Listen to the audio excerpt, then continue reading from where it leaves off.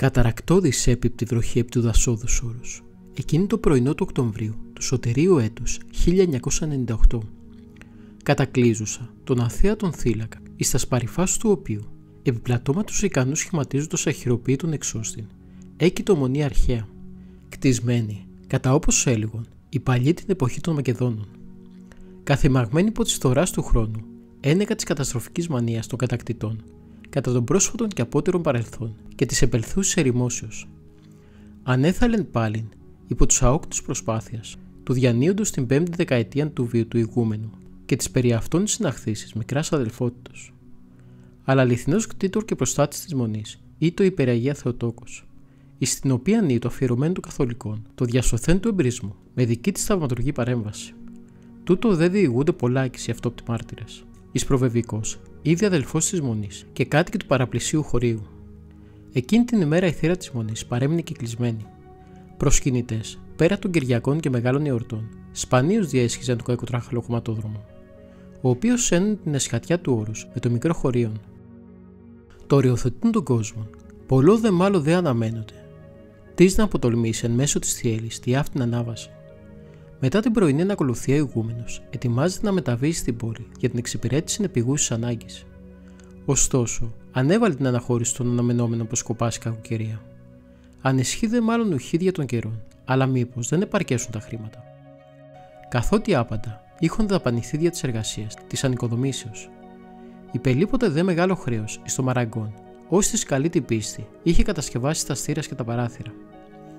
Δια την ανακούφιση του χρέους, είχε συνονοηθεί με φίλο του ιερέα της πρωτευούσης του νομού, όπως μεταφερώσει την εφέσιον εικόνα της μονής, αναπαριστώσαν την κοίμηση της Θεοτόκου, για να τελεσώσει ιερά γρυπνία κατά την ερωτή των εισοδείων, συνδυάζοντας κατά συνήθη παλιάν και πανταχού τακτικήν, τον αγιασμό των πιστών μετά της οικονομικής ενισχύσεως.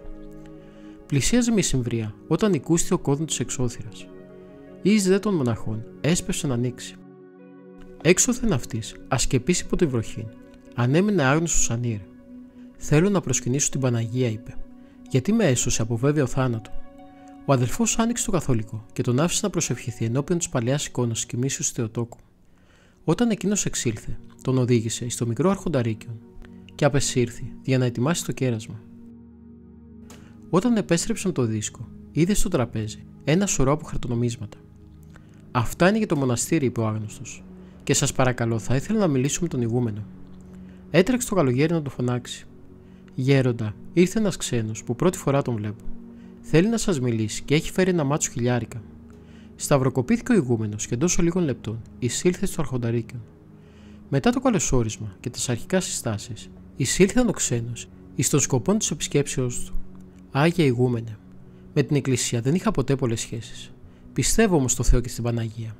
Ήρθα σήμερα εδώ επειδή η Παναγία με διέσωσε από ατύχημα και μου υπέδειξε η ίδια να έλθω. Πώς έγινε τούτο, ρώτησε ο ηγούμενος. Το αμάξι μου διαλύθηκε ολοσχερός και λογικά θα έπρεπε να είχα σκοτωθεί. Αλλά σώθηκα δίχως την παραμικρή αμυχή.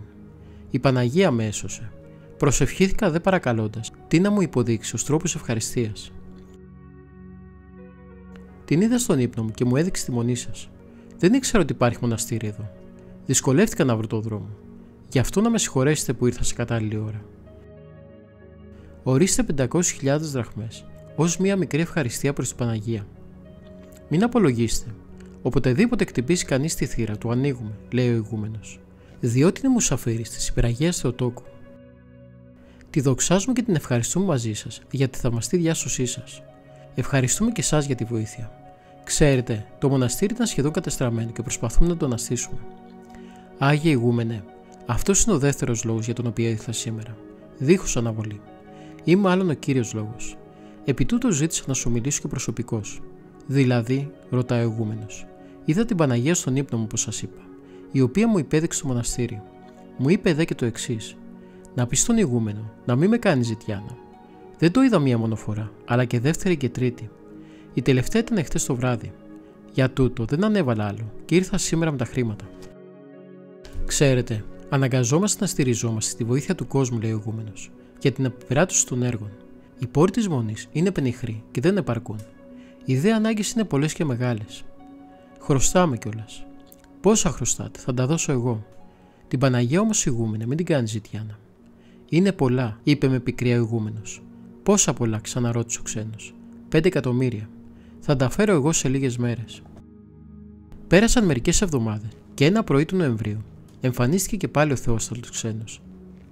Έφερε μαζί του, όπως είχε υποσχεθεί, ολόκληρο το ποσό και επανέλαβε στον ηγούμενο να μην κάνει την Παναγία ζητιάνα. Και ως κομίτης, όπως εφάνει, έτσι και εξαφανίστηκε. Νωρίτερα εις τον όρθρο, υπό το τρεμάμενο φως των κανδύλων, είχε αναγνωστεί η μνήμη του εναγίης πατρός ημών, Ιωάννου Αρχιεπισκόπου Αλεξανδρίας του Ελεήμονος. Ιωάννης παίρνεις ιδούς και σκορπίσας. Ω Πία Χριστό, νυν παρεστός λαμβάνει. Όχι το ακτέανον, διό και δεκάτη ελεητής. Από τον πατήρ Χεροβίμ Βελέτζα.